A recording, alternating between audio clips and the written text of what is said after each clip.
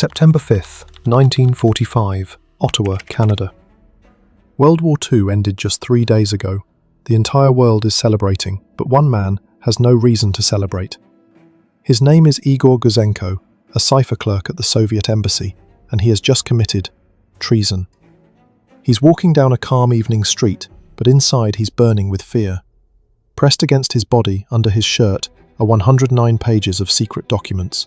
These papers are a bomb that will shatter the illusion of peace and friendship between the USSR and the West. He's not James Bond, he's a clerk, an ordinary guy who is scared to death. He knows that as soon as the embassy realizes what he's done, the hunt will be on, and that hunt won't stop until they find him, dead or alive.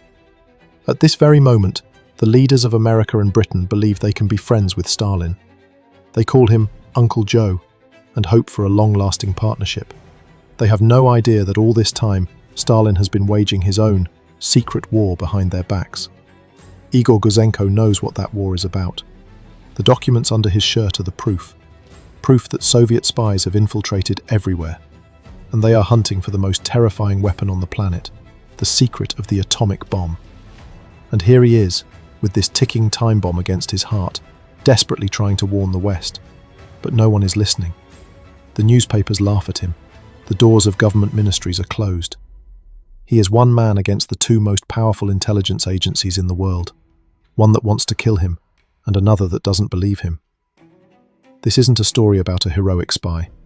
This is the story of how one frightened man, who just wanted to save his wife and child, accidentally pulled the trigger on the Cold War and changed our world forever. To understand why he did it, you need to forget everything you know about spies. Igor Gouzenko was not one of them. He was born in 1919. His world was Stalin's world. A world where neighbors are afraid to talk to each other, where a careless word can make you disappear forever, where the store shelves are empty and the air is thick with a sticky fear. He was an ordinary Soviet guy. He studied to be an architect, dreaming of designing beautiful buildings. But the war changed everything. Instead of blueprints, he was handed a cipher machine. He was drafted into the GRU, military intelligence. They taught him how to turn the country's darkest secrets into a meaningless string of numbers. The work was boring, stressful, but prestigious. He was a keeper of secrets, an invisible man. In 1943, he was sent on an assignment to Ottawa, Canada. For him and his young wife Svetlana, it was like a flight to another planet. Instead of queues, there were full shops. Instead of grey, fearful faces, there were smiles. Instead of informants and fear, there was freedom. The simple human right to live without constantly looking over your shoulder. Imagine his shock. A Soviet man who had been told his entire life that the capitalist West was hell on earth, suddenly found himself in paradise. He saw Canadian children playing and thought of his own son who had been born here on free soil. For the first time in his life, he took a full breath. And that air of freedom turned out to be the most potent drug. But then, he would go to work at the embassy, and this paradise would turn into hell. In the coded messages he sent to Moscow, he saw the true face of his motherland. He saw how the Soviet Union, which claimed to be an ally of America and Britain, was in fact stabbing them in the back. Names passed through his hands. The names of scientists, politicians and engineers, Canadians, Americans and Britons, who were working for Soviet intelligence. He read reports on how they were stealing blueprints, passing on uranium samples, and revealing details of the Manhattan Project. He, Lieutenant Gouzenko, knew what the President of the United States did not. Stalin was building his own atomic bomb, and he was building it with parts stolen from the West. Day after day he sat in his stuffy office and encrypted lies. He encrypted messages of friendship while his boss, Colonel Zabotin, was weaving a web of dozens of agents across North America. Gouzenko wasn't just a witness, he was an accomplice. Every number he coded was another nail in the coffin of the post-war world, and this knowledge was burning him from the inside. In the summer of 1945, news arrived that felt like a death sentence. His assignment was ending. He was being recalled to Moscow. This meant a return to a cramped communal apartment, to hunger, to a world where his every move would be monitored. He knew that his son, who had tasted freedom, would grow up in a prison of nations. He saw this future, and it terrified him. But there was an even greater fear. He knew too much, and in Stalin's system, people who knew too much didn't live long. Today you're a valuable GRU officer. Tomorrow you're an enemy of the people in the cellars of the Lubyanka. Returning to the USSR was a one-way ticket. The choice was simple and terrifying. Return and condemn his family to slavery, or do the unthinkable. Betray his country. Become a defector. He spent weeks lying awake, weighing his life and the lives of his relatives in the USSR against the future of his son. His wife Svetlana, seeing his anguish, told him what he already knew. We're not doing this for ourselves, we're doing this for our son. In that moment the architect died, a traitor was born, or a saviour. The plan was born of desperation. He was no master strategist. He simply decided to take the most important documents and give them to the Canadians in exchange for protection. He secretly began to go through the papers he was supposed to be burning, selecting the most damning, most undeniable proof. September 5th, 1945, his last day of work. His heart is pounding so loudly it feels like the whole embassy can hear it. He pretends to go about his routine. He picks up a stack of telegrams to take to the incinerator, but instead, making sure no one is watching, he hides 109 pages under his military tunic. His hands are shaking. One wrong look, one question from a colleague, and it's all over. He walks out of his office, down the hall, past the portraits of Lenin and Stalin, who seem to stare right through him. He nods goodbye to his unsuspecting colleagues. "See you tomorrow, Igor." "See you tomorrow," he lies in return, knowing that for him, there will be no tomorrow here. He walks out of the embassy gates. He takes his first step onto Canadian soil. He is now an enemy of the state. The hunt has begun. So, Igor Gouzenko is on the street. Not a penny in his pocket, but $1 million state secret under his shirt. He is convinced that as soon as the Canadians see these documents, they will understand the danger therein and immediately grant him protection. The plan was simple, and it failed, spectacularly. First, he runs to the Ottawa Journal newspaper. He bursts into the newsroom, out of breath, with a crazed look in his eyes, and tries to explain to the night editor that he has proof of a massive Soviet spy ring. Picture the scene. A tired journalist, who has already dealt with 3 crackpots that night, sees another one before him. He doesn't believe a single word. He politely shows Gouzenko the door and advises him to sleep it off. Strike one. His panic grows. He rushes to the Ministry of Justice building. Surely they will listen to him here. But the world doesn't operate by the rules of spy movies. It was too late. The offices were closed. The doors that could have led to his salvation were simply locked. The world he was trying to warn had gone home for dinner. Strike two. The night grows darker. He returns to his apartment. Him, his wife Svetlana, and their young son. They are now trapped. He knows that by now the embassy is certain he isn't just running late. They know he's a traitor, and they are coming for him. The family sits in complete darkness, afraid to turn on a light, listening to every creak on the staircase. And then they hear it. Footsteps. Heavy, confident footsteps that stop right outside their door. Silence. Then, the scraping of metal. Someone is trying to pick the lock. In that moment, Igor and Svetlana's blood ran cold. This is it. It's the NKVD agents from the embassy. In a last, desperate act, Svetlana convinces Igor to run to the neighbours. They rush to the adjacent apartment door and begin to pound on it frantically. A neighbour opens the door. She sees a Russian family, absolutely mad with terror. Gouzenko stammers, "War! They're after us!"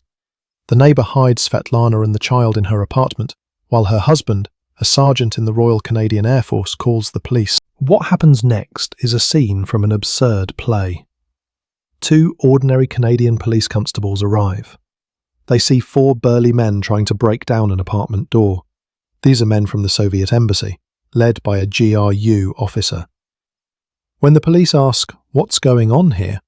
they calmly reply that their colleague, Gouzenko, has stolen some money and locked himself inside, and they just want to talk to him.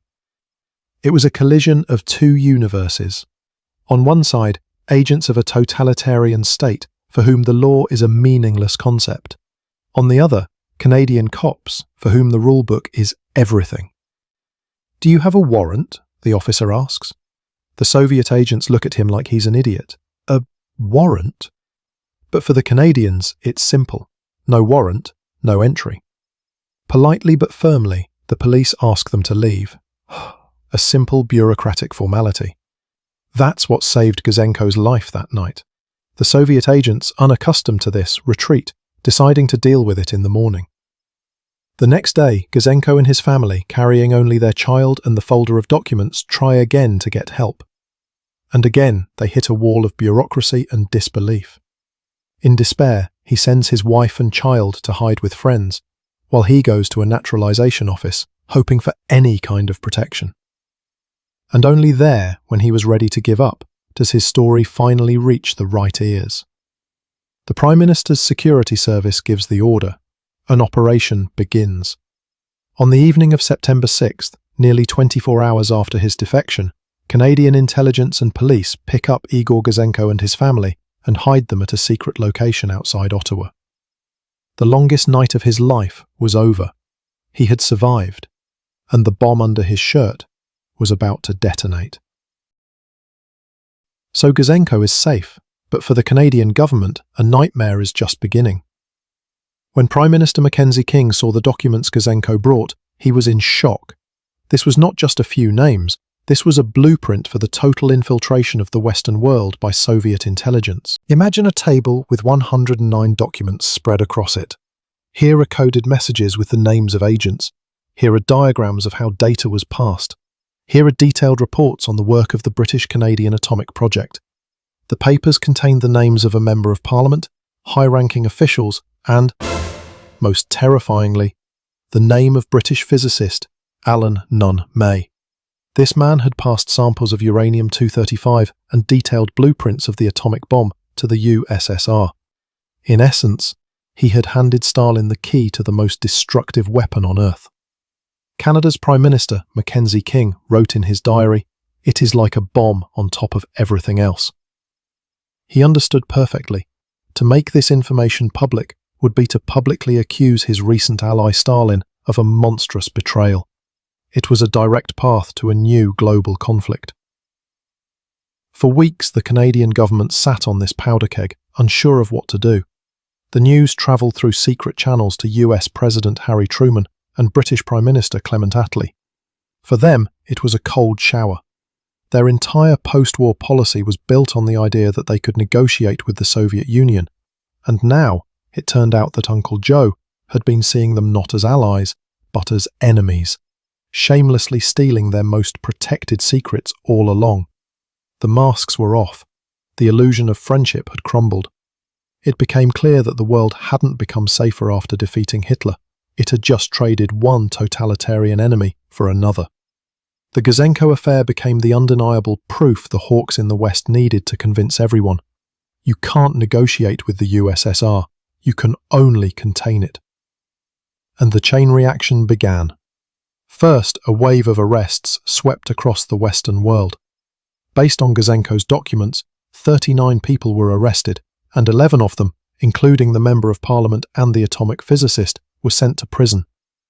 This was just the tip of the iceberg, but it showed how deep the Soviet moles had burrowed. Second, it triggered a full-blown spy paranoia. In the United States, the era of McCarthyism began, the infamous witch hunt where every professor, actor or official was suspected of being a communist agent. The fear of the Red Menace became the defining ideology of the Western world for the next 40 years. And third, it gave the official start to the Cold War. In March 1946, just 6 months after Gouzenko's defection, Winston Churchill delivered his famous Iron Curtain speech in Fulton, Missouri. But he was only giving a name to what Western leaders had already learned from Gouzenko. The world had split into two hostile camps. The defection of one humble cipher clerk became the spark that ignited the tinderbox of mistrust. The arms race, the creation of NATO, the Cuban Missile Crisis. The roots of all these events trace back to that September night in 1945 when Igor Gouzenko walked out of the Soviet embassy with a stack of documents under his shirt. And so the Cold War began, the world divided into two camps, preparing for decades of confrontation. But what about Igor Gouzenko himself? Did he get what he dreamed of on that terrifying night? Yes and no. The Canadian government granted him and his family political asylum. They were given new identities under the name of George Brown. They were settled in a quiet Toronto suburb under the 24/7 protection of the Royal Canadian Mounted Police. He got a house, a car, a steady income. He gave his children, he and Svetlana had 8, the peaceful and safe future he could only dream of in the USSR. But he paid for this security with another kind of freedom. He lost his name. He lost his face. He lost his entire past life. For the rest of his days, Igor Gouzenko lived in constant, bone-chilling fear. He knew perfectly well, Soviet intelligence does not forgive traitors. His death sentence had been passed in absentia, and it had no statute of limitations. He became a ghost. His most famous image is a photo from a television interview, where his head is covered by a white hood with slits for eyes. This wasn't a costume, it was a necessity. He never showed his face in public again. That hood became the symbol of his fate. The man who gave the West its sight was himself forced to hide in darkness. He wrote several books, including the best-selling autobiography, This Was My Choice. He tried to live a normal life, raising his children, gardening, but the shadow of the Lubyanka followed him always. Every strange car on the street, every suspicious phone call, it all brought him back to that night in Ottawa. He won freedom for his family, but he himself remained forever in a gilded cage of fear. Igor Gouzenko died of a heart attack in 1982 at the age of 63. He was buried under his assumed name in an unmarked grave. The man who changed the course of the 20th century passed away just as he had lived for the last 37 years. Quietly, invisibly, under a false name. So who was Igor Gouzenko? To the Soviet Union and its successors, he is one of the worst traitors in history. To the West, he is a hero who opened the world's eyes to the true nature of Stalin's regime and perhaps saved millions of lives by preventing a surprise nuclear attack. But if you set politics aside, his story is, above all, a story about a human choice. The choice between loyalty to an inhuman system and loyalty to one's family. Between duty and love. Between fear for oneself and fear for the future of one's children. His act wasn't the sole cause of the Cold War. The contradictions between communism and capitalism were too deep for that. But the Gouzenko affair was the symbolic gunshot, the moment of truth that ripped the masks off. He didn't create the conflict, but he forced the entire world to admit it was already happening. And it all started, not in the offices of politicians and generals, but in the heart of one little man, a cipher clerk, who just wanted his son to be able to play on a lawn, without fearing that one night someone would come for his father. What do you think? Was Gouzenko a hero, a traitor, or just a father trying to save his family? Let us know what you think in the comments. Thanks for watching. If you enjoyed this video, don't forget to hit the like button and subscribe to our channel so you don't miss our next historical investigation. Click the notification bell and we'll see you next time.